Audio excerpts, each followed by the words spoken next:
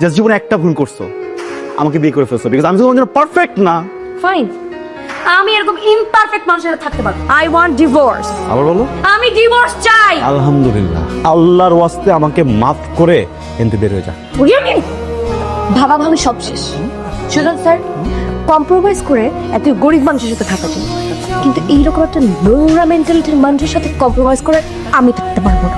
Sir, simple একটা কথা বোঝাই বলি, হ্যাঁ ভালোবাসার বিয়ে ছিল, কিন্তু আমাদের লাভ ম্যারেজ থেকে লাভটা অনেক আগে উড়ে চলে গেছে। এখন শুধু ম্যারেজটা আছে, তো এটাকে আপনি উড়ায় দেন প্লিজ। লাভ থাকবেও না। আমি কোথায়? হসপিটালে। কিচ্ছু হয়নি আপনার, কংগ্রাচুলেশন, আপনি মা হতে চলছে। কার মা? কে মা? আরে কার মাকে কে উল্টা অর্ডার প্রশ্ন করতেছো তুমি বোকা? তুমি মা, তোমার পেটের ভিতরে আমার বাবু হচ্ছে, আমি বাবু হতে চলেছি। একটু আগে ডিভোর্স পেপারে সাইন করে আসছি, আমি মা হতে চলছি মানে? আর আশ্চর্য কথাবার্তা। প্লিজ, এটা একটা হসপিটাল, আপনার একটা সুসংবাদের ব্যাপার। ডিসিশন কি নেবেন না নেবেন এটা বাসায় গিয়ে নিতে পারেন। তুমি আমাকে তোমার এই চেহারাটা আর কোনোদিন দেখাবো না। It's okay, it's okay. এই সেম ভুল ধারণা আমারও ছিল, বুঝছো?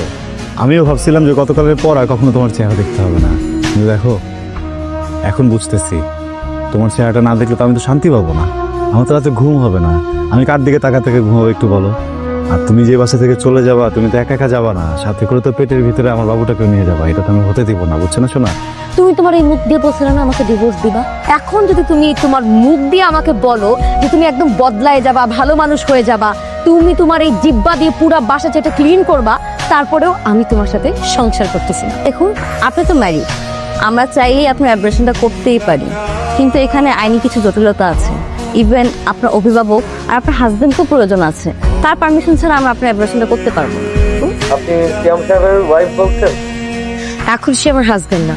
তারপর বলুন, ফোন করেছেন কেন? জি, উনি একটা অভিযোগ জানাইছে আপনি নাকি ওনার বাচ্চা অ্যাবর্শন করতে যাচ্ছেন। মানে আপনি বললেই হবে নাকি? দেখুন ম্যাম, এটা আমার কথা না, এটা কোর্টের কথা। উনি কোর্টে অভিযোগ জানাইছে, কোর্ট পরবর্তী সিদ্ধান্ত না জানানো পর্যন্ত আপনি এই বাচ্চা অ্যাবর্শন করতে পারবেন না। আপনার কাছে কি সেই অভিযোগের কোনো কপি আছে? জি আছে, আমি আপনাকে হোয়াটসঅ্যাপ করে দিচ্ছি, আপনি একটু দেখুন। ঠিক আছে, পাঠান। আমি খাবো না। জান, তোমাকে তো একটু খেতেই হবে জান। বলছি না খাবো না। পরে কিন্তু আমাকে দোষ দিতে পারবা না। পুরো খাবারটা খান, আর না হয় আমাদের সাথে থানার জন্য। আশ্চর্য, আমার খেতে ইচ্ছে করছে না, আমি জোর করে খাবো। এই ধরনের প্রশ্ন করে লাভ আছে? আমার তো এখানে কিছু করার নেই। হ্যাঁ, আইনের সামনে আমার হাত পা সবই তো বাধা। দেখো, আমি একটা কথা বলি, দেশের প্রচলিত আইন অনুযায়ী গর্ভাবস্থায় একজন নারী এমন কোনো কাজ করতে পারবে না যেটা পেটের ভিতরে সন্তানের জন্য ক্ষতিকারক। কিসের গাড়ি এটা? কার গাড়ি? তোমার গাড়ি না, মানে বাবু হওয়া পর্যন্ত এটা তোমার গাড়ি, বুঝছো? মাসিক চুক্তি নিয়ে পেয়েছে। প্রেগনেন্সি প্লাস 4 মান্থ অনেক বেশি রিস্কি, বিশেষ করে রিক্সায় ওঠা। রিক্সা তো ওঠাই যাবে না, এটা বাচ্চার জন্য অনেক ঝামেলা, বুঝছো? দুজনই ঝালমুড়ি হয়ে যাওয়া। এটা পরে রিস্কি হলে হোক, তবু আমি এই গাড়িতে যাবো না। কি হলো? হ্যাঁ, এভাবে কেউ গাড়ি চালায়? আস্তে আস্তে যাও মিয়া। মামা, আপনি সামনে যে গাড়ি পাবেন সেই গাড়ির উপর উঠাই দিবেন, যান। আর আস্তে যাও না, তুমি এটা কি করতেছো?